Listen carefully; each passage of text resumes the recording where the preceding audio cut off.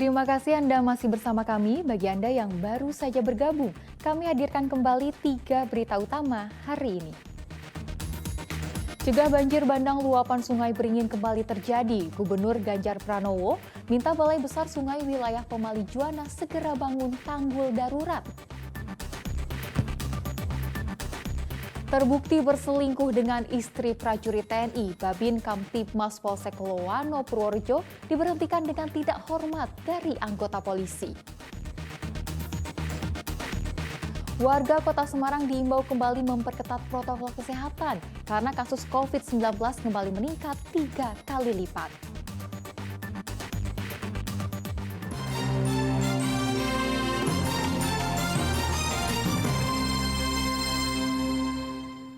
Kita ke informasi selanjutnya. Kasus COVID-19 di Kota Semarang pada November ini kembali naik bahkan nyaris 3 kali lipat dari bulan sebelumnya.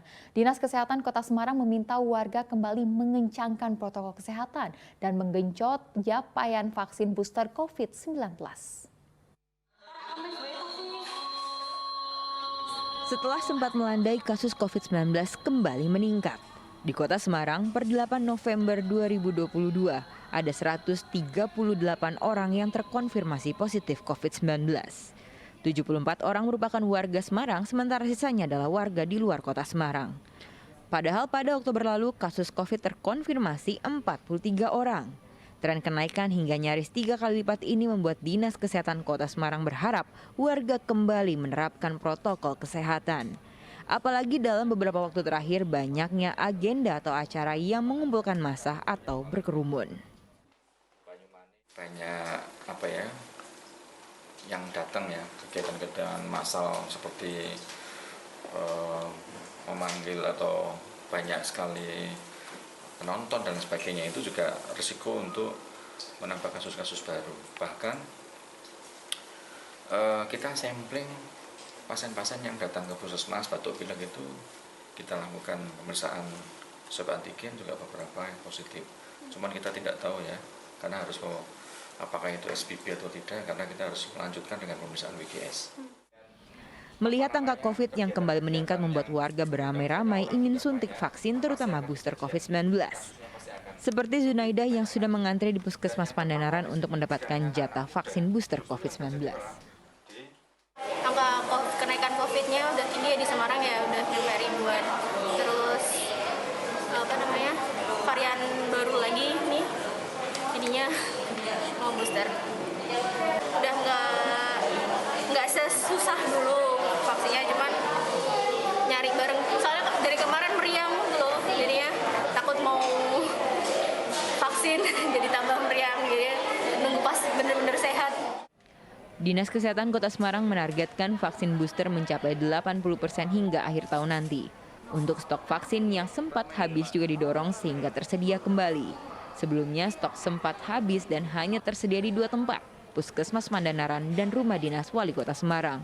Namun kini Dinkes memastikan seluruh puskesmas di Kota Semarang sudah tersedia vaksin booster. Ali Muftagirin melaporkan dari Kota Semarang.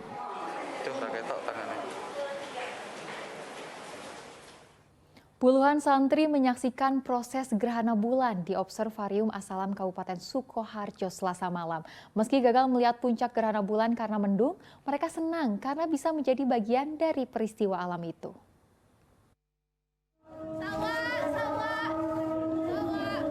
Fenomena alam gerhana bulan total yang terjadi pada Selasa lalu menarik perhatian para santri Pondok Pesantren Asalam di Kabupaten Sukoharjo.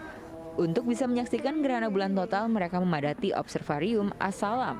Sayangnya, cuaca yang mendung dan gerimis membuat para santri tak bisa menyaksikan puncak gerhana bulan.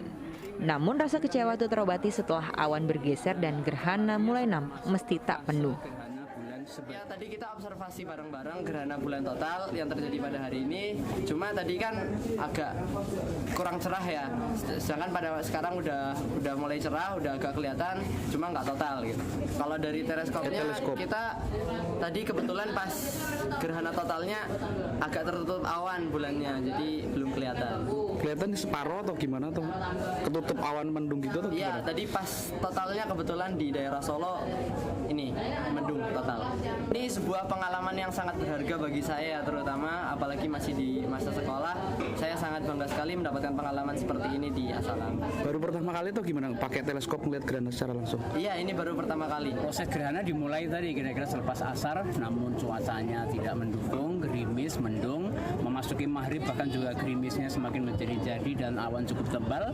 Namun selepas sholat maghrib dilanjutkan dengan anak-anak tadi sholat gerhana, begitu kita mencoba naik, sisa-sisa totalitas itu ternyata awan semakin menyingkir dan alhamdulillah bisa diamati. Nah, proses pengamatan hampir seluruhnya mungkin baru masuk ke arah gerhana bulan sebagian, sehingga memang fenomena merahnya bulan masih bisa diamati oleh anak-anak dan para pengamat yang hadir di Observatorium Asalam ini. Gerhana bulan total di wilayah Solo Raya berlangsung mulai pukul 17.28 hingga puncaknya 30 menit kemudian dan berlangsung selama 2 menit. Tahapan selanjutnya adalah fase penumbral. Heri Prasetyo melaporkan dari Kabupaten Sukoharjo.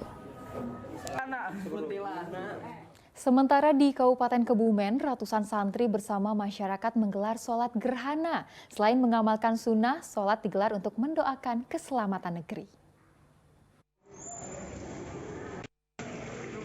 Sejak Pusat Sains Antariksa 8 mengumumkan akan terjadi fenomena gerhana bulan pada 8 November 2022, banyak masyarakat muslim di Indonesia yang menggelar sholat khusuf atau lebih dikenal dengan sholat gerhana. Seperti yang dilakukan oleh warga dan santri di Desa Jatimulyo, Kecamatan Alian, Kabupaten Kebumen, beramai-ramai datangi masjid yang berada di Pondok Pesantren Al-Hasani. Mereka melaksanakan sholat gerhana saat terjadi gerhana bulan, yakni sekitar Selasa sore mulai pukul 16.09 hingga pukul 19.49 waktu Indonesia Barat. Kebetulan sekarang terjadi gerhana rembulan total. Untuk itu kami melaksanakan sholat gerhana rembulan ini di Pondok Pesantren bersama para santri maupun masyarakat yang mengikuti sholat gerhana tersebut. Selain diisi dengan ceramah tentang gerhana bulan, usai sholat khusuf para santri dan warga saling mendoakan untuk keselamatan dan kekuatan bersama.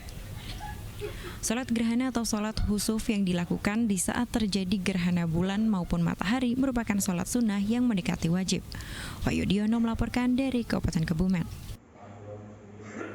Beragam cara bisa dilakukan untuk memperingati dan menghargai jasa para pahlawan. Di Solo, murid sekolah memilih membersihkan salah satu monumen pahlawan untuk menyambut 10 November. Memperingati Hari Pahlawan, murid sekolah dasar Kepatihan membersihkan salah satu monumen pahlawan di kota Solo. Awalnya murid dibagi dalam beberapa kelompok dan diberikan tugas masing-masing. Ada yang membersihkan sampah atau rumput liar, menyemprot patung hingga menyapu area monumen. Kegiatan bersih-bersih di kawasan Monumen Mayor Ahmadi ini dilakukan murid-murid dengan senang dan gembira.